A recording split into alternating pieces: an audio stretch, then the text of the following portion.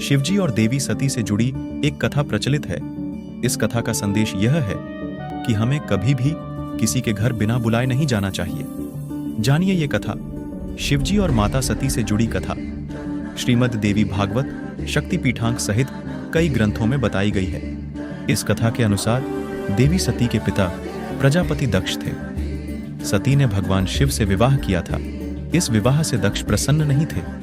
प्रजापिता दक्ष ने हरिद्वार में भव्य यज्ञ का आयोजन किया और शिव सती को छोड़कर सभी देवी देवताओं को आमंत्रित किया गया। सती को यह बात नारद से मालूम हुई तो वह यज्ञ में जाने के लिए तैयार हो गई। शिवजी ने माता सती को समझाया कि बिना बुलाए यज्ञ में जाना ठीक नहीं है, लेकिन सती नहीं मानी।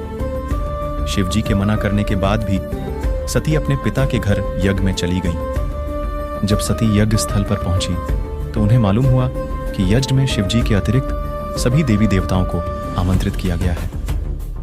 यह देखकर सती ने पिता दक्ष से शिवजी को न बुलाने का कारण पूछा।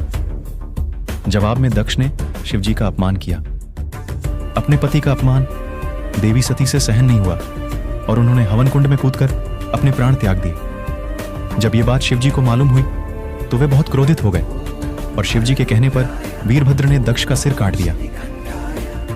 जीवन प्रबंधन इस कथा से यह सीख मिलती है कि कभी भी बिना बुलाए किसी के घर या किसी कार्यक्रम में जाना ठीक नहीं है।